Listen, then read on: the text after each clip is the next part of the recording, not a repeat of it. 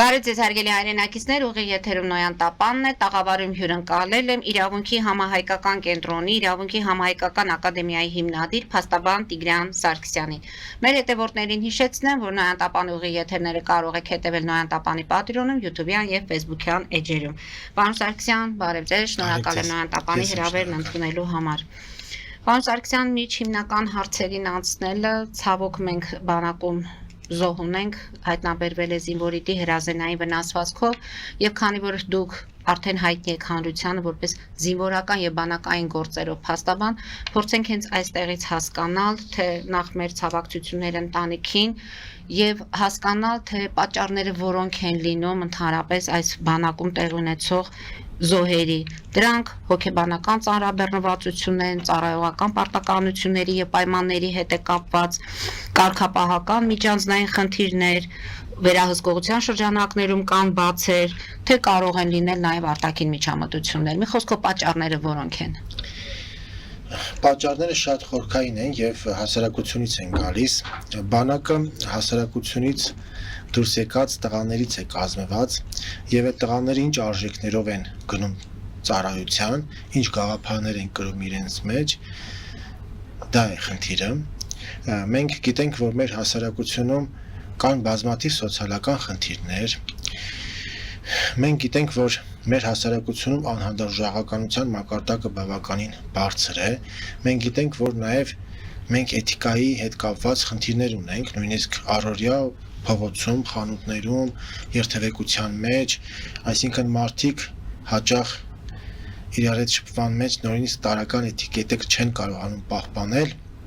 եւ բնականաբար այդ հասարակության մեջ կան բազմաթիվ խնդիրներ, որոնք տեղափոխվում են զորամասերը մենտեղ լարվածությունը մի քանի անգամ մեծանում է բնականաբար նախ տղաների տարիքը իրենք 18-ից 20 տարեկան այդ շատ վտանգավոր տարիք է իրանց այդ էմոցիոնալ, պորտկուն եւ կեղծ արժեքներով այսպես լցված եւ բնականաբար այդ ծառայության մի քանի անգամ ավել այդ լարվածությունը, պատասխանատվությունը, հոգեբանական վիճակը, ինչի՞ չէ նաեւ առողջական հազար մի խնդիրներ կարող են լինել, որտեղ հիմա նաեւ համատարած զորակոչվում են առողջական խնդիրներ ունեցող տղաներ եւ օրենքով են զորակոչվում, որովհետեւ օրենքով իրենք այսուհետ ճանաչվում են սահմանափակումով պիտանի։ Շատ հիվանդություններ կան, որ նախկինում ճանաչվել են ոչ պիտանի, հիմա սահմանափակումով պիտանի են ճանաչում, նաև հոգեկան առողջության հետ կապված խնդիրներ ունեցող տղաներ են զորակոչվում այսօր։ Միայն շատ պաթոլոգիկ, այսպես շատ վատ վիճակում գտնվող դեպքերը, որ իրենք ստանում են տարկետում, նույնիսկ ես իմ գործերով ունեմ տղաներ, որոնք հոգեբանական լուրջ խնդիրներ ունեն։ Ագրեսիվություն կա, ինքնամփոփություն կա, ինքնամփոփ չշփվող, չխոսացող եւ նույնիսկ զինկոմիսարիատները երբ որ տղային կանչում են զորամաս, ասում են մամայիդ հետ կգաս, պատկերացնում եք, այսինքն նման տղաները հայտնվում են հետո զորամասերում։ Այո, այսինքն ոնց ասեմ, զինկոմիսարիատի աշխատողը հասկանում է, որ տղան ոչ adekvat է, ասում է մենակ չգաս, մամայիդ հետ կգաս, հետո մորը բացատրում են, որ տղան պետքա գնա ծառայի։ Մայրը ասում է, գիտես, դու որ կանչում ես, չես ասում տղայիս մենակ արի, ինձ ես կանչում, որտեղ հասկանում ես, որ խնդիր ունի այս տղան։ Դու ոնց ես տանում, ասում եմ, դե մենք կտանենք, այնտեղ վիճակը կսրվի, հետո կտանենք հոսպիտալ, կզորացրեն։ Այսինքն սա էլ է խնդիրը, որ հոգեկան առողջություն խնդիրներ ունեցող տղաներ են զորակոչվում։ Եվ դժբախտություններ են լինում, այո, ծանր դեպք է, ցավակցում ենք, ծանր դեպք է։ Ամեն դեպքում այս պատճառները դեռ տարիներ շարունակ հնարավոր չի լինում վերացնել, ընդ որում Սուրեն Պապիկյանը պաշտպանության նախարար իր վերջին ասուլիսի ժամանակ ենթամշակութային այդ հարաբերությունների մասին խոսելուց նշում էր, որ դա միայն պաշտպանության նախարարության գործը չէ, դա եւ լրատվամիջոցների եւ սա հասարակական խնդիր է, որ պետք է կարողանանք կարգավորել։ Հարցս հետեւյալն է. արդյոք կարգապահական այնպիսի կանոններ չկան, որ այդ ենթամշակույթ ասածը բանակում այլևս չլինի։ Պետք է լինի, կան, բայց այդ կանոնները այնքան ուժեղ չեն, ինչքան Իսկ ինչ է խանգարում պաշտպանության նախարարության այդ պրոֆեսիոնալիզմի բացակայությունը։ Տեսեք, հասարակ օրինակ բերեմ, զինկոմիսարիատները պետք է ամենակահաղաքակիրթը լինեն, adekvate պետք է լինեն, որպես առաջին օղակ եւ իրենք են մեծ բեռը չունեն իրենց վրա, ինչ ասենք սահմանին կանգնած զորամասի ծառայողները ավելի հանգիստ պայմաններում, ավելի գրասենյակային պայմաններում աշխատում են, բայց այսօր զինկոմիսարիատների հետ նույնիսկ հարաբերվելը շատ բարդ է։ Եթե ես մի խնդրով լինելով փաստաբան, մի խնդրով մտնում եմ զինկոմիսարիատ, պատկերացրեք շատ դժվար է, նույնիսկ իմ համար։ Այդ ի՞նչն է խանգարում ուսադիրները, թե համազգեստ ի՞նչն է փոխում այդ հոգեբանությունը։ Նայեք, մոտենում ենք հերթապահ մաս, հա, այնտեղ ասում ենք, որ եկել ենք այսինչ խնդրով։ Նախ այնտեղ երկար զրույց ես ունենում, բավականին ուժ ես գործադրում, որ հասկանան, որ դու պետքա մտնես զինկոմիսարիատ, հաղթահարում ես, մտնում ես։ Հետո ինչա կատարվում։ Իրենք քեզ ուղղորդում են 4-րդ սենյակ մոտենում ես, պարզվում այդ խնդիրը իրենց ծանոթ չէ, այնտեղից ուղղորդում են 8-րդ սենյակ, 8-րդ սենյակից առաջին սենյակ, եւ երբ որ դու կոշտ չես խոսում եւ վերջապես ունից դուրս չես գալու, կոշտ չես խոսում, քո խնդիրը չի լուծվում։ Նույնիսկ այդ առաջին օղակներում։ Այսինքն մշակույթը մենք չունենք էլի նման այդ։ Նույնիսկ ես լինելով փաստաբան, այդքան իրանց հետ աշխատելով, իրանք իրենց հարգում են, ընդունում են, այնպես որ ճանաչում են, այսինքն զգաստություն, զգոնություն կա իմ ներկայության պայմաններում, բայց նույնիսկ դեպքեր ա եղել, որ ես ստիպված եմ եղել պաշտպանության նախարարության թեժ գծով զանգահարել, այսինքն այդպես դեպքեր են եղել, մինչև որ ես խնդիրը լուծեմ։ Բա պատկերացրեք 18 տարեկան տղաներին տանում են զորամաս, սահմանային։ Շատ դժվար է, այնտեղ հանրամնատարական կազմը արդյոք կարող է այդ գրված օրենքները, կանոնները պահպանել։ Եվ վերջապես այդ օրենքները, կանոնները պահպանելը չպետք է լինի անընդհատ պատժի ձևով, այսինքն այնտեղ զինվորը, որը որ գնում է հասարակությունից, ընտանիքից, ինքը պետք է սիրով այդ կանոններին հետևի։ Ինքը չպետք է գնա ընդվզի, որ մի հատ պատժողական մեխանիզմ ունի, որ իրան որոշեն պատժել, հարկադրել, որ ինքը կանոններ պահպանի, այսինքն զինվորը սիրով պետք է պահպանի, ինքը չպետք է հակադրվի այդ կանոններին, որ հրամանատարական կազմ եւ շարքային զինվորներ իրար դեմ չլարվեն։ Հիմա տեսեք, նման դեպքեր ցավոք սրտի եղել են եւ հիմա էլ կան, եւ մենք չենք բացառում, որ ապագայում էլ են ամենալավ պայմաններում, լուսավոր պայմաններում նաև կարող են լինել։ Ինչը որ հիմա մեզ խոստանում են, խաղաղությունը եւ նույնիսկ ծառայության ժամկետը 6 ամիս կրճատեցին։ Տեսեք, նման դեպքեր լինում են նաև հասարակությունում, բաց միջավայրերում, այսինքն անպայման չէ դա զորամասերում կատարվող բացառիկ իրադարձություն չէ, դա նաև լինում է հասարակությունում, դա կարող է լինի նաև ոստիկանությունում։ Որում անչափահասների մասնակցությամբ դանակահարության դեպքերը բավականին եւ չափահաս արդեն 18-ից 22։ Այսինքն մենք ունենք դեպքեր, երբ թմրամիջոցների շրջանառություն կա դպրոցներում, բացահայտված դատական ակտերով դեպքեր կա, կարող լինի նույն բանը համալսարաններում։ Ոստիկանության մեջ ծառայողները իրենք եւս որոշ չափով այդ քրեական ենթամշակույթ կրողներ են ցավոք սրտի, նախկինում ավելի շատ, հիմա ավելի քիչ։ Իհարկե դրական միտումներ կան։ Ես որպես փաստաբան աշխատում եմ նաև հիմա դեռ չեմ ասի տենց անվանական, բայց մեկ-մեկ լինում է, որ ոստիկանության հետ մեքենայով, ասենք, տեղափոխվում ենք եւ հետաքրքիր է, որ կարող է ոստիկանին մեքենայում դրված լինի ինչ-որ սիմվոլիկա, որը քրեական ենթամշակույթին է հատուկ։ Ես մի կուրսեցի ունեի, դեռ տարիներ առաջ, զարմացած եկավ, ասում է դատավորի օգնական էր գնացել աշխատում, եկավ զարմացած ասում է, գիտես, մեր դատանի աշխատակազմի ղեկավարը մեզ արգելում է բլատնոյի երգեր լսել աշխատանքի ժամանակի։ Ինքը զարմանում էր, այսինքն ինքը լինելով իրավաբանական ֆակուլտետի շրջանավարտ, մայրը դատավոր էր, ինքն էլ տեղավորվել էր դատավորի օգնականի աշխատանքում եւ զարմանում էր, որ իրենց մոտ արգելված է այդ տիպի երաժշտություն լսել աշխատանքի ժամանակ դատարանի շենքում։ Այսինքն սա մենակ բանակի խնդիրը չի, ինչ եմ սա ասում։ Սա մենակ բանակի խնդիրը չի։ Գալիս ենք Սուրեն Պապիկյանի ասածին, որ հասարակությունն էլ պետք է այս հարցերում աշխատի, որպեսզի Հիմա տեսեք, մենք բանակային խնդիրը մեզ համար շատ կարևոր է, որտեղ առաջնագծում են մեր տղաները, ինչպես դուք եք ասում, այն ինչ որ տեղի ունենում բանակում այդ միջանձնային հարաբերություններում, վեճերը, կռիվները, սպանությունները դա լինում են նույնիսկ հասարակության շրջանակում։ Դա լինում է տաքսու վարորդների միջև, լինում է ուսանողների միջև։ Պարզապես այստեղ հարցը հետևյալն է, այդ տղաները ամեն դեպքում հրամանատարների, սպայական կազմի ուշադրության ներքո են, նրանց անմիջական վերահսկողության ներքո են, եւ չէ որ բանակ գնալով նրանց պետք է չէ սովորեցնեն դաստիարակեն որ մեկը մեկի թիկունք պետք է լինի եւ ոչ թե մեկը մյուսի համար դառնա թշնամի դուք խնդիրների մասին խոսեցիք թե մրանյութեր սոցիալական խնդիրներ տանից զանգեր են լինում եւ այլն արդյոք այստեղ այն ընտանիքը չպետք է այն միջավայրը ձևավորվի որ զինվոր իրեն ապահով զգա ամեն ինչից ընտանիքներ իմանա որ իր որդին հաստատ ետ է վերադառնալու տեսեք հրամանական տարական կազմը բնականաբար պարտավորություն ունի համաձայն եմ, բայց արդյոք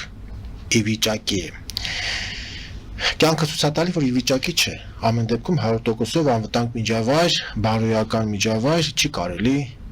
չեն կարող ապահովել, չեն ստանում, հա։ Հիմա ինչ անել, այսինքն այդ հրամանատարական կազմին փոխել մեկ այլ կազմով, դա երաշխիք չի, որ որակը կլավանա, ընդհակառակը կարող ավելի շատ վատանա։ Լուծումը ո՞րն է։ Լուծումը պետք է մենք կարողանանք բանակ նաև ներմուծել այլ արժեքներ այսինքն պետք է այնտեղ զբաղվածության մակարդակը բարձր լինի եւ խրախուսվի այնտեղ ոչ միայն ծառայության կոնկրետ պարտականությունները կատարել այլ նաև խրախուսվի հոգեվոր արժեքների բնավորության, տոկունության այդ գծերի նաև կատարելագործումը պետք է բանակում խրախուսվի այսինքն պետք է իրենք ունենան նաև ընթերցանության ժամեր, հոգևոր զրույցների ժամեր, այսինքն հոգևորական ներգրավվածությունը եւս պետք է լինի մշակութային արժեքներ կրող անձինք պետք է ծանր բեռ իրենց վրա կրեն եւ հայրենասիրական ոգով եւ մարդկային արժեքներով, հա, եւ նաեւ պետք է այնտեղ ինքնահաստատման խնդիր չլինի եւ հրամանատարների մեջ եւ զինծառայողների մեջ, այսինքն այդ խուլիգանական միտումները, հա, խուլիգանական միտումները, որ ես տարբերվում եմ, որ ինձ սա կարելի է այն ինչ ուրիշին կարելի չի, ես տարբերվեմ, հա, ես լավ տղա լինելու տարբերակը, հա, այսինքն այդ մշակութային բաները պետք է արմատախիլ արվի եւ դա աստիճանաբար պետք է արվի, հա, միանգամից այդպես դժվար է, բայց որպեսզի դա էլ արվի, սպայական կազմեր պետք է որակ ունենա, հիմա մենք ունենք ռազմական ինստիտուտ, որ պետք է ապահովի այդ սպայական կազմի որակով լինելը, դե եթե չլիներ ռազմական ինստիտուտը ավելի վատ վիճակում կլիներ, շատ վատ վիճակում կլիներ, այսինքն ամեն ինչ արվում է, որ գոնե վիճակը շատ ծանր չլինի, հա, այսինքն ասած դեպքերը լինեն ոչ այդքան հաճախ Ամեն դեպքում ցավալի է ցանկացած զինվորի հետ կապված իրավիճակը դա կլինի թե անվտանգության այդ կամ առողջության հետ կապված Պարոն Սարգսյան դուք փաստորեն այս ընթացքում ըստ երևույթին զորակոչի հետ կապված պետք է որ խնդիրներ ունենաք շփումներ ունենաք Հիմա այս պայդրությամբ հաստորեն ձմեռային զորակոչն է եւ մինչեւ ամսի 31-ը դեռ տղաները հավաքագրվելու են Զորակոչի ժամանակ ինչ խնդիրներ են ավելի շատ առաջ գալիս եւ որ օղակներում են դրանք առողջապահության, պաշտպանության նախարարության, թե տեղական ինքնակառավարման մարմինների որտեղ է լինում խնդիրը Գիտեք, տեսեք, ինձ զանգում է զորակոչի, ասում է, որ իմ մոտ կա այս հիվանդությունը, որը ստուգելու համար անհրաժեշտ է այս ապարատուրան, հա Ինձ ուղեգիր են տալի պետպատերով, ես գնում եմ այսինչ հիվանդանոցը, որտեղ չկա այդ ապարատուրան, ինձ ստուգում են մեկ այլ ձևով, որով հնարավոր չի պարզել, եւ գրում են, որ պիտանի ես։ Ես պահանջում եմ, ասում եմ, այդ մեթոդիկայով ես ինքս իմ հիվանդությանը ծանոթ եմ, բժիշկ չեմ, բայց տարիներով տառապում եմ, գիտեմ, այս մեթոդիկայով ստուգելու դեպքում դա հնարավոր չի։ Այ խնդիրը դա է։ Իրենք ասում են, որ ստուգումը լիարժեք չի, հետևաբար այդ ախտորոշումները թերի են ու իրենց ճանաչում են պիտանի, հա։ Ես օրինակ դեպք ունեի, որ Գերմանիայից եկել էր տղան, հիվանդությունը կա, բայց այստեղ հետազոտել չէին գտել սարքերի որակով լինելու խնդիրն է ասում է եթե ես 2 ամիս դեղորայք չօգտագործեմ իմ օրգանիզմը լրիվ կքայքայվի ես հիմա դեղորայք օգտագործում եմ արտակուստ ես նորմալ եմ բայց դա դեղորայքի շնորհիվ է Գերմանիայում գտնվող բժշկական սարքը ֆիքսում է այդ խնդիրը իսկ Հայաստանում գտնվող սարքը իր այդ դեղորայքի օգտագործման արդյունքում քանի որ իր առողջական վիճակը սրված չի Հայաստանում գտնվող բժշկական սարքը չի ֆիքսում եւ գրում է պիտանի հա կամ գրում են պիտանի բայց նաեւ ասեմ որ որոշ դեպքերում 6 ամսով տարկետում են տալիս, ժամանակ են տալիս, այսինքն երբ որ տեսնում են, որ դրսից բերած թղթերով ամեն դեպքում ինքը ոչ պիտանի է, ստեղ էլ ամեն դեպքում տես կտրուկ ինչ որ բացահայտ խախտումներ չկան, հասկանում են, մենք բացատրում ենք սարքերի տարբերությունը, ամեն դեպքում եթե փաստաբան կա գործի մեջ նորմալ բացատրում ենք հետևողական են, արդյունք կա, այնպես չի։ Բայց եթե տղան օրինակ պետքա 3 տարով ստանար տարկետում, իրան տալիս են 6 ամսով կամ մի տարով, այսինքն այնպես որ ոչ օրենք խախտեն, բայց ամեն դեպքում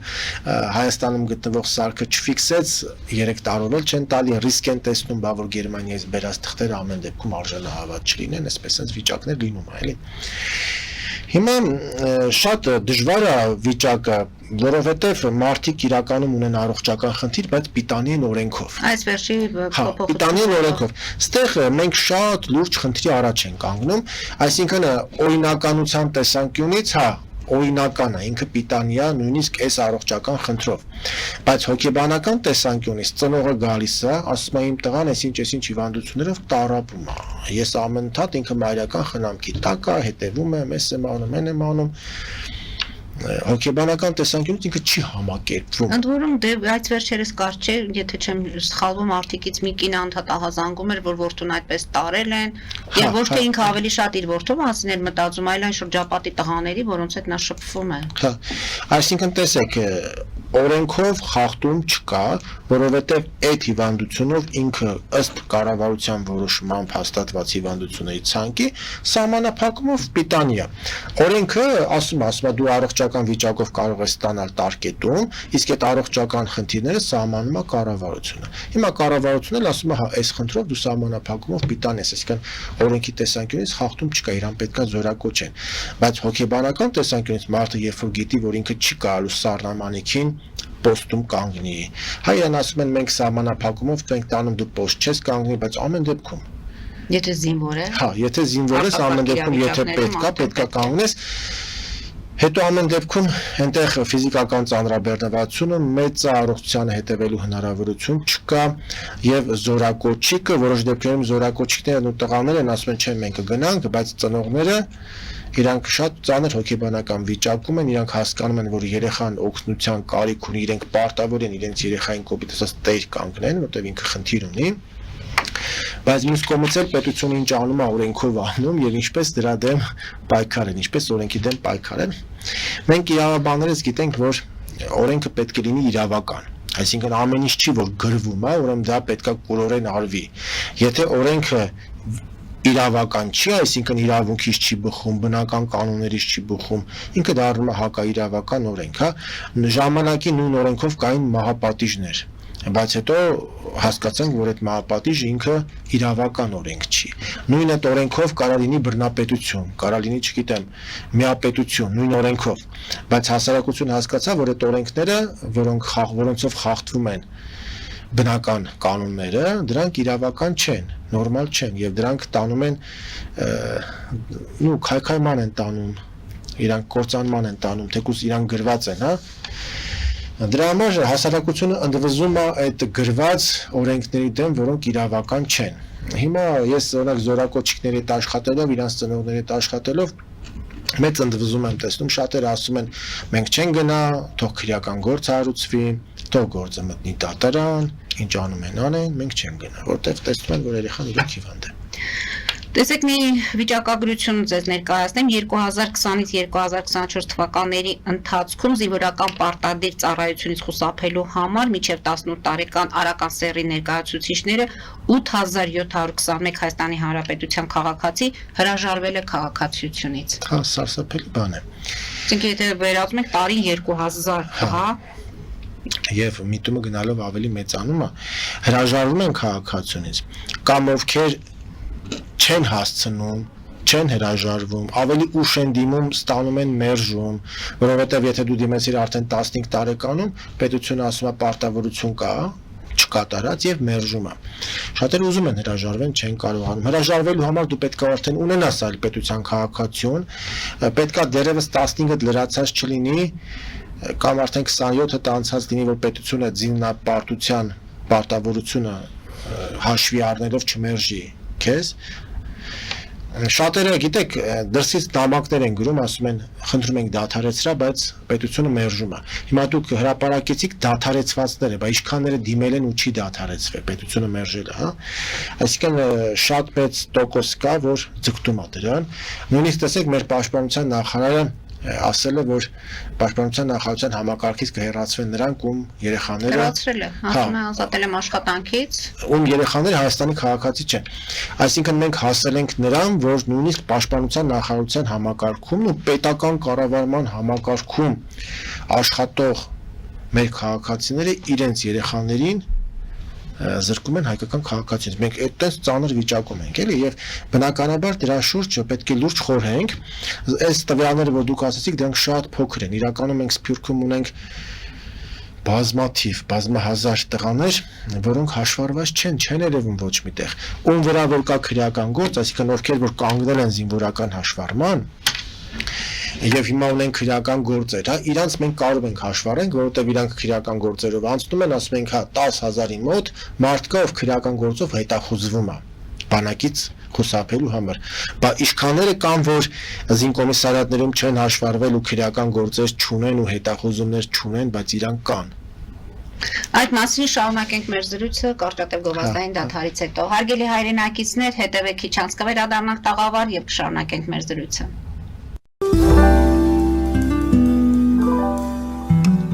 Ֆելիչե ժամանակակից ատամնաբուժական կլինիկա։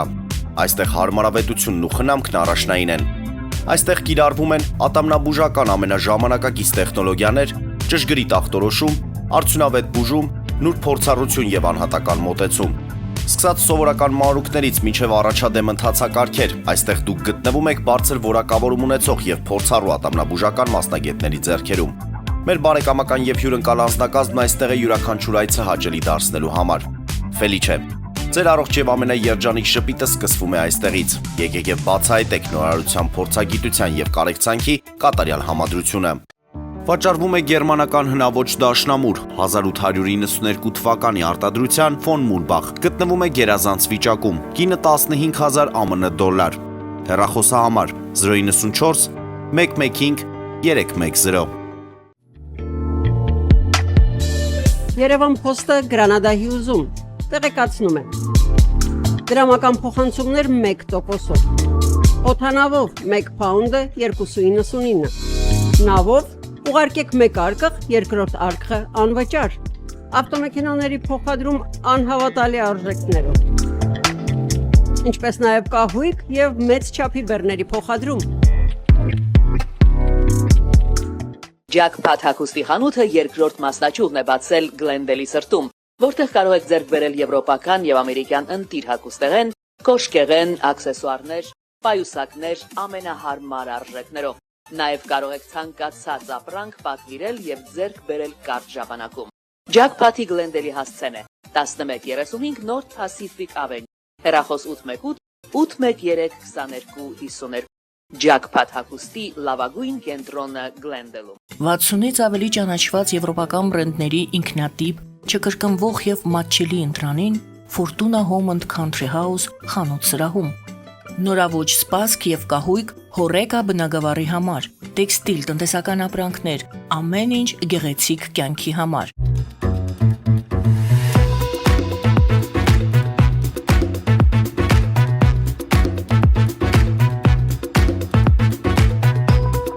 Արարատ ռեստորան, ընտանեկան եւ ընկերական ժամանցի լավագույն հասցե, սիրված արտիստներ, հյուրընկալ մթնոլորտ, հարուստ ճաշացան, անմահական խորտիկներ, Արարատ ռեստորան, հասցեն անփոփոխ, սիրով սպասում ենք ձեզ։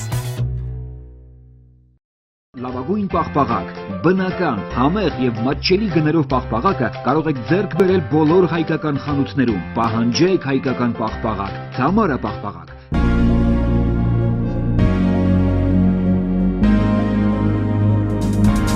Տպագրեք ձեր գիրքը Նոյան տապան տպագրատանը, ինչպես նաև թերթեր, ամսագրեր, բուկլետներ եւ այլն։ Հասցեն քաղաք Երևան, Իսահակյան 28 առաջին հարկ։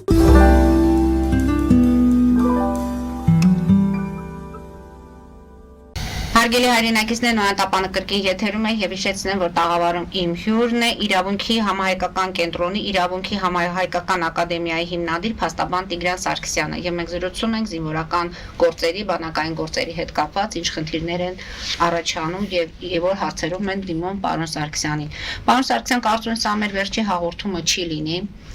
Մենք ամեն դեպքի մասին կարող ենք խոսել, հանրությանը տեղյակ պահել իրենց իրավունքների մասին եւ փորձենք ամփոփել, մենք սկսեցինք ցավոք զինվորի մահվան դեպքով եւ հասանք միջև զորակոչը։ Զորակոչի ժամանակ խնդիրներ առաջանում են, ձեզ դիմում են, իսկ լինում է դեպքեր, երբ դուք այդ դեպքը չեք կարողանում միջև վերջ տանել, միջև զորակոչի ավարտը, զինվորը, այլ ոչ թե զինվորը, տղան հասնում է ծառայության եւ հետո հետ է վերադառնում։ Եղել են նման դեպքեր։ Նայեք, տեսեք։ Ինձ մոտ եկող տղաները, իր ծնողները անհանգստացած են։ Կարող է տղային հիվանդ տանել։ Ես իրենց բացատրում եմ, որ ինչ է նշանակում տանել։ Տանել դա չի նշանակում, որ ձեզ ֆիզիկական հարկադրանքի ուժով պետք է տանեն։ Տանել նշանակում է, որ ձեզ տալիս են ծանուցագիր ներկայանալու եւ մեկնելու։ Եթե դուք չեք ներկայանում եւ չեք մեկնում, ինչա լինում, բացատրում եմ ես իրանց, ինչա լինում։ Այնպես չի, որ գալիս է ռազմական ոստիկանությունը, ձեզ ձեռնաշղթա է հագցնում, ֆիզիկական ուժ է կիրառում, տանում, նման բան չկա։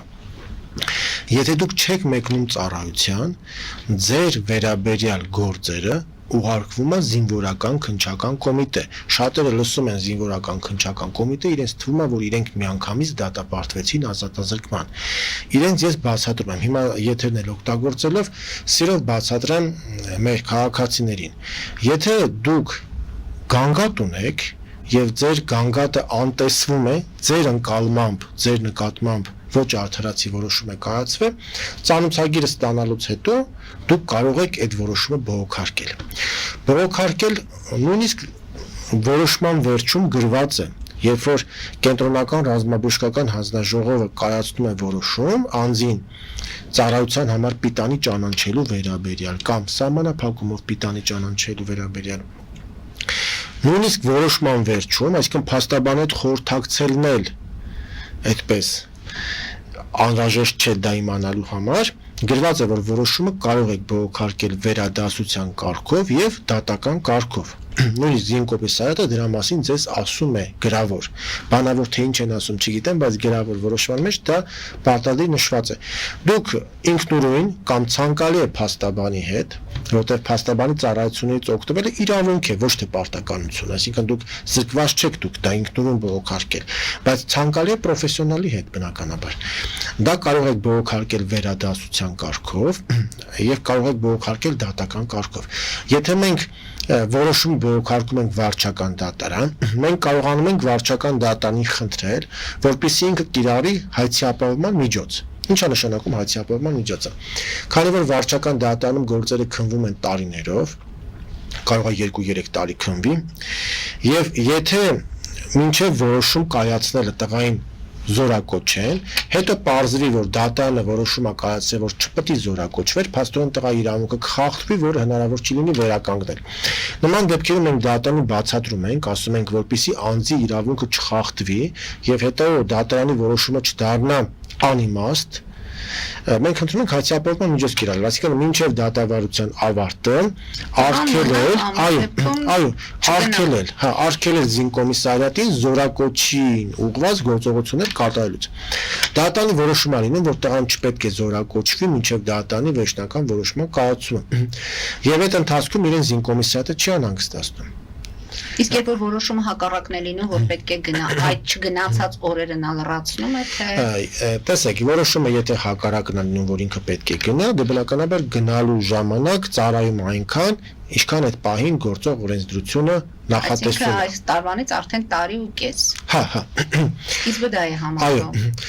Եվ վարչական դատարանում մենք միջնորդում ենք նշանակել փորձաքննություն, ուսումնասիրել տղայի առողջական վիճակը, որ այդ փորձաքննության տվյալները համադրենք զինկոմիսարիատում հետազոտման արդյունքների հետ եւ հասկանանք զինկոմիսարիատում հետազոտման արդյունքները օբյեկտիվ էին, ճիշտ էին։ Նաեւ այս գործընթացը ունենում է քրեական զարգացում։ Ինչա դա, շատերին թվում է թե դա ինչ որ վտանգ է իրենից ներկայացնում։ Հիմա ես կբացատրեմ, որ վտանգը բացակայում է եւ այդ քրեական գործը հարուցվում է ոչ թե անձի դեմ, տղայի դեմ, զորակոչի դեմ, այլ հարուցվում է հանգամանքները ստուգելու համար։ Երբ որ զինվորական քննչական կոմիտեում գործ է հարուցվում, տղային լսում են, նախ առաջինը լսում են որպես վկա, իրեն մեղադրանք չեն առաջադրում, առաջինը որպես վկա են լսում։ Եվ երբ որ տղան ներկայացնում է իր պատճառները, թե ինչի ինքը չի գնում, իր անհամաձայնությունը բժշկական եզրակացության հետ, ինչ անում քննիչը, քննիչը նշանակում է դատաբժշկական փորձաքննություն, այսինքն տղայի ուզածն ինչ է, ասում է ես վայնկոմատում լավ չեմ հետազոտվել, քննիչը ինչ անում, նշանակում է դատաբժշկական փորձաքննություն, ասում է եթե դու վայնկոմատի բժիշկներին չես հավանում, դատական բժիշկը, որը տալիս է ստորագրություն կեղծ եզրակացություն տալու համար նախատեսված պատասխանատվության մասին, այսինքն իր կողմից տրված եզրակացության արժանահավատությունը բնականաբար ավելի բարձր է, ինքը դրա համար կոչվում է փորձագետ։ Չէր հավատում հետազոտություններին, մենք նշանակում ենք ավելի բարձր երաշխիքներով ապահովված փորձաքննություն եւ եթե այդ փորձաքննությունը կտա որ դու պիտանի չես, դու կազատվես ծառայությունից, քո քրեական գործը կկարճվի։ Իսկ ինչ է լինում, եթե ամեն դեպքում տղան ճանաչվում է պիտանի, ինքը չի գնում ազատազրկման վայր, եթե քննության ցանկացած փուլում հայտարարում է, որ ինքը պատրաստ է ծառայի։ Մենք ունենք քրեական գործում քրեական օրենսգրքում խրախուսական նորմ, որը ասում է, որ եթե քրեական գործի քննության ընթացքում կապ չունի դա նախաքննությունում է թե դատաքննությունում է, մեկնում է ծառայելու, գործը կարճում է։ Այսինքն ցանկացած պահի ինքը կարող է որոշել այդ ժամկետը։ Այո, այսինքն պայքարել սեփական իրավունքների համար դա որևէ բացասական հետևանք չի ունենում։ Պատկերացնենք տղան որ ասում է կտանեն, հա, ինքը չի գնում, եթե ինքը չի գնում, իրան չեն կարող տանեն։ Իր գործը ընդհանրապես ուղարկվում է քննչական կոմիտե, որտեղ գործը քննվում է 1 տարի, տարի չի լինում դեպքեր, որ թեկուզ այսպես ասած ահաբեկում են ռազմական ոստիկանությունը, ծնողներն եթե չունեն համապատասխան գիտելիքները եւ տեղեկատվությունը, շատ շուտ տրվում են դրանց։ Կամ զանգում են անընդհատ կոմիսարիատից, լինում է, չէ՞ նման դեպքեր։ Տեսեք, իրենք բնականաբար հոգեբանորեն ճնշում են գործադրում, արի թե չէ վատ կլինի, ուղարկենք ստեղ, այնտեղ, բայց մենք փաստաբանես բացատրում ենք, որ ուղարկել քննչական կոմիտե դա քո շահերից է բխում։ Այսինքն քննչական կոմիտեն դա մի տեղ չի, որտեղ քեզ պատժում են։ Դա մի տեղ է, որտեղ գործը քննվում է։ Այսինքն այստեղից հայտարարում եք, որ ոչ թե վախենալ, այլ սեփական իրավունքները փորձել պաշտպանել։ Ես նույնիսկ ասում եմ, դուք մի սպասեք, որ իրենք ուղարկեն քննչական կոմիտե, դուք ինքներդ հաղորդում տվեք։ Որովհետև եթե դուք գտնում եք, որ պատշաճ չեն հետազոտել եւ պաշտոնական անփութություն կա, դուք ունեք գանգատ չի հետազոտվում կամ հետազոտվում է ոչ այն տեխնիկայով, որը որ պետք է հետազոտվի, մի սպասեք, որ իրեն գործերը ուղարկեն քննչական կոմիտե, դուք ինքներդ հաղորդում տվեք քննչական կոմիտե, ասեք, որ այստեղ պաշտոնական անփութություն կա, որտեղ կլինի լիազորությունների սահմանազանցում դրա մասին նշեք եւ պահանջեք, որ հենց ձեզ ճանաչեն տուժող, ոչ թե ձեզ ճանաչեն կասկածյալ, մեղադրյալ, այլ ձեզ ճանաչեն տուժող։ Իսկ զինկոմիսարիատային աշխատակիցը, որը անփութություն է դրսևորում կամ պաշտոնական լիազորությունների սահմանազանցում կամ բժշկական հանձնաժողովի բժիշկը, որը անփութություն է դրսևորում, թող ինքը լինի մեղադրյալ։ Եվ մենք բազմաթիվ տղաների օգնել ենք։ Կան զինկոմիսարիատներ, որոնք ընդգծված աչքի են ընկնում իրենց վատ աշխատանքով։ Մի քանիսը կան, երևի մի պահ կգա, որ դրա մասին հրապարակային էլ կասեմ։ Կան մի քանի զինկոմիսարիատներ, որոնք ընդգծված վատ են աշխատում եւ հիմնական բողոքները հենց այնտեղից է լինում։ Այս մասով էլ հասկանալի է եւ վերջին հարցս, որից հետո ուզում եմ մի փոքր անդրադառնանք ձեր կողմից այդ կենտրոնների ստեղծման անհրաժեշտության մասին է խոսքը։ Բազում երիտասարդներ փորձում են վերադառնալ Հայաստան եւ այս խնդիրը կա, որտեղ ժամանակին իրենց տարել են, այսպես ասենք, ընտանիքների որոշումներն է եղել, թղթաբանության հետ կապված խնդիրներ ունեն, ինչ են անում այդ երիտասարդները։ Արդեն հասկանալի է դուք շատերին օգնել եք եւ հենց այս հարցով էլ բավականին աչքի եք ընկել։ Մեր մոտ իրավիճակ է ստեղծվել, որ մեր քաղաքացիները կյանքի ծանր դրությամբ պայմանավորված լքել են իրենց հայրենիքը, վաճառել են իրենց տները, մենք հիշում ենք, որ կոպեկտերով վաճառում էին 90-ականներին եւ գնում էին։ Եվ տղաներին հատկապես տանում էին երկրից, որ չծառայեն հայկական բանակը։ Ոչ թե որ չծառայեն, Նաև։ տարբեր է։ Կային դեպքեր, որ առողջական խնդիրներով պայմանավորված են։ Այստեղ քանի որ միջոցներ չունեին բուժվելու, դեղորայք չկար, շատերը գնացին Գերմանիա, Ֆրանսիա։ Ընտանիքում մեկը ծանր հիվանդություն է ունենում, այսպես տուն-տեղ ծախում գնում են։ Շատ կա, իմ շրջապատում էլ եղել են։ Ու զանգողներն էլ հիմնականում ասում ամուսինս այս ինչ խնդիր ուներ, դեղորայքը չկար, դե Հայաստանում չէին ստանում։ Ֆինանս էլ չկար, ապրելու միջոց էլ չկար, այստեղ դեղորայքը անվճար էր, մենք եկանք ամբողջ ընտանիքով։ Դե երեխաներ եղել են փոքր, բնականաբար ընտանիքի հետ գնացել են։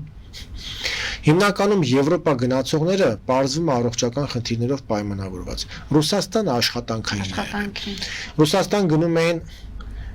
աշխատելու համար։ Հիմա այդ տղաները, ովքեր իրանց ընտանիքների հետ մեկնել են փոքր տարիքում, հիմա իրանք համարվում են ծառայությունից խուսափած։ Հայաստանի քաղաքացի ես, էական չի դու որտեղ ես ապրում, պետքա ծառայես։ Նրանք, ովքեր անձնագրերը վերցրել են մինչև 16 տարեկան, զինվորական հաշվառման չեն կանգնել, իրանց նկատմամբ քրեական գործեր չկա։ Եթե իրանք ունեն այլ պետության անձնագիր, այն որ ասում է իրանք այդ անձնագրով գալի գնում են Հայաստան, խնդիրներ չեն ունեն։ Եթե ունեն այլ պետության անձնագիր, բայց եթե չունեն այլ պետության անձնագիր, մնացել են առանց անձնագիր։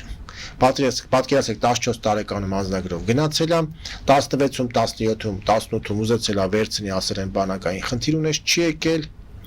ու մնացել է այդպես իր ժամկետն անցած մանկական անձնագրով Գերմանիայում, Ֆրանսիայում, Բելգիայում կամ Ռուսաստանում ապրում։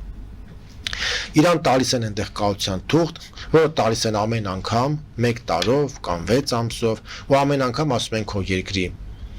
անձնագիրը բեր, սենց ժամկետն անցած անձնագրով մենք քեզ ինչքան կարանք ժամանակավոր թուղթ տանք,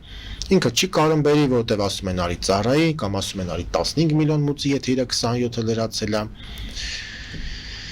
Ու այսպես խեղճ այնտեղ ապրում են։ Մենք ինչ ենք անում, օգնում ենք, որոշ դեպքերում թղթեր ենք ուղարկում, Եվրոպայում իրանք բացատրում են, ասում են, տես իմ անձնագիր չունենալու պատճառը բանակն է, ես վատ մարդ չեմ, ես հանցագործ չեմ։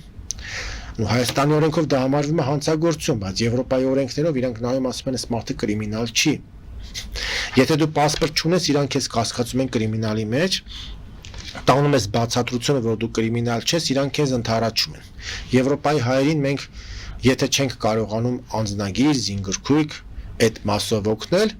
մենք ուղարկում ենք թղթեր, որտեղից բացատրվում է իրանց հայկական անձնագիր չունենալու պատճառները եւ դրա արդյունքում իրենք կարողանում են այնտեղ մշտական գոնե ապրելու իրավունքը ստանալ, կամ եթե իրենց պետք է տրվի քաղաքացիություն, բայց չի տրվում այն պատճառով, որ չունի վավեր անձնագիր, մենք այդ բացատրությունը ուղարկում ենք, դրան էլ են կարողանում հասնել։ Եթե 27-ը լրացած չի, այդ տարբերակով օգնում ենք։ Եթե 27 տարեկանը լրացած է եւ զինվորական հաշվառման չեն կանգնել, այսինքն գնացել են մինչև 16 տարեկան եւ 27-ը լրացած է, մենք իրանց օգնում ենք հայկական անձնագիր, զինվորական գրքույկ վերցնում են նույնիսկ Հայաստան առանց գալու, մենք լիազորագրով այստեղ պաշտպանության նախարարությունում իրանց հարցերը կարգավորում ենք, պաշտպանության նախարարությունը նամակ է ուղարկում այնտեղ հայկական դեսպանատուն եւ իրենք մոտենում այնտեղից անձնագիրը ստանում են, կարողանում ենք օգնել։ Ռուսաստանում բնակվող հայերի համար եթե 27 տարին լրացած չի, այնտեղ այդ նույն փաստաթղթերը, որ Եվրոպային ուղարկում, այնտեղ դրանք չեն անցնում, որովհետեւ Ռուսաստանում արժեքները ուրիշ է, այնտեղ պարտադիր զինծառայությունը նորմայի մեջ է, իսկ եվրոպական երկրներում դա համարվում է մարդու իրավունքների խախտում։ Այսինքն Ռուսաստանաբնակ հայերին կարողանում ենք օգնել, եթե իրանց 27-ը լրացած է լինում։ Եթե իհարկե զինվորական հաշվառման կանգնած չեն, իսկ եթե հաշվառման կանգնած են քրեական գործեր ունեն, տարբեր ռեժիմներ կա։ Օրինակ պատկերացրեք մարդը ունի առողջական խնդիր, որով ինքը ծառայության համար պիտանի չի եղել, բայց չեկե չի ներկայացել։ Եթե ինքը 16-ում հաշվառվում է, 18-ում չի գալիս, այդտեղ քրեական գործ է լինում։ Բայց ու ինքը ունի առողջական խնդիր, որ դրանով եթե գար կազատվեր։ Այդ դեպքում մենք ինչ ենք անում, ասում ենք ինքը գալի ներկայանում է, ցուցմունք է տալիս, ասում է ես չեմ եկել, բայց որ գա ինձ մեկա չեք տանելու։ Բժշկական հետազոտությունների արդյունքում հաստատվում է, որ ինքը պիտանի չի եղել, գար միևնույնն է չեր գնալու ծառայելու եւ նման դեպքերում համարվում է որ արարքում հանցանք չկա այսինքն կան ճանապարհներ որ կարելի է օգնել մեր հայերին Իսկ բոլոր դեպքերում մասնագետի դիմելը ավելի ճիշտ է քան այդ խուսափել այդ փախնելով Ես ձեզ մի բան ասեմ կան բազմաթիվ տղաներ որոնք խնդիր չունեն բայց իրենց թվում է խնդիր կա ու վախենում են գան Դրանք զինվորական հաշվառման չկանգնած եւ այլ պետության քաղաքացիություն ունեցող տղաներն են, որ իրենք այստեղ չեն ծառայել, դե հասկանում են քաղաքացի են, պարտավորություններ կա, բայց որ չեն ծառայել, իրանց մոտ վախ կա, որ գալով Հայաստան խնդիր կունենան։ Ու շատ դեպքերում չեն գալիս, մենք բացատրում ենք ու գալիս են, այսինքն մենք շատ լավ գործ ենք անում այդ Հայաստան վերադարձի առումով բազմաթիվ տղաներ իմ տեսանյութները նայելով գալիս են կան որ զանգում լրացուցիչ խորհրդակցում են նոր են համարձակությունը վերցնում կան տղաներ կան ծնողներ որ խորհրդակցելուց բացի ասում են կարաք դուք ինձ գրավոր թուղթ տաք մենք ասում ենք հակտանք նույնիսկ տեղեկանքներ ենք մենք տալի որտեղ գրում ենք որ ուսումնասիրել ենք անուն ազգանուն հայրանուն ծննդյանոր ամիս տարի գրում ենք որ դու Հայաստան մուտք ելք խնդիր չունես եւ այդ տեղեկանքները ստորագրում կնքում տալիս ենք իրենց նոր իրենք համարձակություն են վերցնում գալիս են ու մենք բազմաթիվ քաղաքացիների համար կարացել ենք իրանց երազանքը կյանքի կոչենք էլի որտեղ շատեր ասում են դա իմ համար երազանք էր Տղակա 30 տարեկանում ինձ հետ խորհրդակցում գալիս է ես իրան բացատրում եմ որ դու միշտ էլ կարայիր գայիր 18-ում էլ 20-ում էլ գայիր որտեղ են չկա տարիները ասում ես այսքան տարի ոնց չեմ իմացել միշտ ես կարող էի գալ գնալ Ամեն դեպքում մենք ձեզ հետ հաճախակի կունենանք, որտեղ բավականի տեղեկատվություն դուք այսօր փոխանցեցիք, ավելի ստույգ առարկայական ամեն հարցի շուրջ եւ մենք ունենք 3 րոպե ժամանակ, մեր հաղորդումը ավարտվում է։ Ինչու որոշեցիք իրավունքի համահայկական կենտրոն եւ արդեն հասկանալի հաղորդումից համահայկական, որտեղ այս սա վերաբերում է ոչ միայն Հայաստանում բնակվողներին, այլ Սփյուռքում գտնվողներին, ովքեր անտեղյակ են իրենց իրավունքներից եւ փորձում եք դրանց օգնել։ Գիտեք Իմ համար շատ կարևոր է որ մենք հայկական աշխարհի ռեսուրսը ճիշտ օգտագործենք ես դեռևս 2005 թվականից գիտական ամսագրերում հոդվածներ հրապարակեցի որտեղ բացատրեցի որ եթե մենք հայկական աշխարհը դարձնենք կառավարելի այսինքն ստեղծենք կառույցներ որոնք կհամակարգեն աշխարհի տարբեր պետություններում գործող հայկական համայնքների գործունեությունը դրանք կլինեն խորհրդարանների տեսքով խորհրդարան չպետք է նույնականացնել դա պետության խորհրդարանն է անունը ժողով կարելի է դնել ցանկացած բան այսինքն կոլեկտիվ կառավարման կառույցներ կլինեն գործադիր կառավարման կառույցներ կլինեն ֆինանսական հոսքերի կառավարման կառույցներ կլինեն, այսինքն աշխարհի հայերը կփորձեն համատեղ ֆինանսական ծրագրեր, քաղաքական, ազգային եւ այլն մշակութային։ Դա շատ մեծ ռեսուրս կլինի, ես նույնիսկ ասում եմ, որ հայկական աշխարհի սահմանները համընկնում են ամբողջ աշխարհի սահմանների հետ, որտեղ ամենտեղ հայ կա։ Եվ այս գաղափարը նույնիսկ 2005, 2004-5-6 թվականներին ինձ ոգեշնչել էր ես գիտական ամսագրերում այդպես նյութեր էի հրապարակում ու հետո անցնելով փաստաբանական գործունեություն մտածեցի որ օգնեմ դրսի հայերին ու իրանք Հայաստանի հետ կապը ավելի որակով լինի ամբողջ այդ կառույցը որ ես մտածում էի բնականաբար դա մենակ չէի կարող անել նու դիմեցի այն ժամանակվա կառավարությանը Սփյուռքի նախարարին որից որ իրանց չհետաքրեց նու ամեն դեպքում այդ երազանքը որ կարան աշխարհի հայերը իրար օգնեն համատեղ լինեն այդ տրամադրվածությունը ինձ բերեց նրան, որ ես սկսեցի զբաղվել Սփյուռքի հայերի խնդիրներով։ Եվ Սփյուռքի հայերի խնդիրների երևի 80% հենց այս բանակային խնդիրներն են։ Եվ ես այսպես մտա այս բանակային խնդիրների մեջ։ Դա չէ շրջանկար ես որպես փաստաբան ունիվերսալ փաստաբանական ծառայությունների մատուցում եւ քրեական քաղաքացիական վարչական բայց այս տարիների աշխատանքը նաև այդ իմ երազանքը որ ես կարողանամ դրսի հայերին բերել երկիր բերեց նրան որ ես ծանրաբեռնվեցի բանակային գործերով քանի որ իրանց խնդիրների 80%-ը դա է հա հիմնադրեցի իրավունքի համայնքական կենտրոնը որովհետև հասկացա որ իմ ծրագրերը համահայկական պետք է լինեն եւ դրա հիմնադրման նպատակներից մեկն էլ այն էր որ ես կարողանամ մեր հայրենակիցներին օգնել վերադառնալ հայրենիք ոչ միայն ֆիզիկապես։ Ես ուզում եմ որ իրենք հայրենիքում լինեն իրենց ծրագրերով, նպատակներով, երազանքներով, թեկուզ եթե ֆիզիկապես հայրենիքում չեն։ Եվ ես մտածում եմ որ նաև իրավունքի համայնքական կենտրոնը պետք է աջակցություն տա, իրավական աջակցություն Սփյուռքից Հայաստան եկող ներդրումներին։ Ես մտածում եմ, որ մենք մեր կենտրոնում պետք է զբաղվենք ոչ միայն բանակային գործերով, այլ նաև պետք է դառնանք շատ ուժեղ իրավական հիմք գործընկեր մեր դուրսի հայերի համար այստեղ Հայաստանում բիզնեսի հիմնադրման, ներդրումների համար, հա, եւ ես եթե հնարավորություն կլինի Մենք առանձին հաղորդում արդեն կտրամադրենք այդ ծրագրերի մասին Ես հաճույքով կխոսեմ նաև իրավունքի համահայկական կենտրոնում ստեղծվելիք առանձին ստորաբաժանման մասին, որը իրավական աջակցություն ցույց կտա դրսի հայերին Հայաստանում ներդրումներ անելու հարցում։ Պարոն Սարգսյան, այսօրվա համար շնորհակալություն եմ հայտնում եւ հետագա արդեն հաղորդումների ընթացքում ծրագրերի մասին կխոսենք ձեր գերազանքների, ինչու ոչ,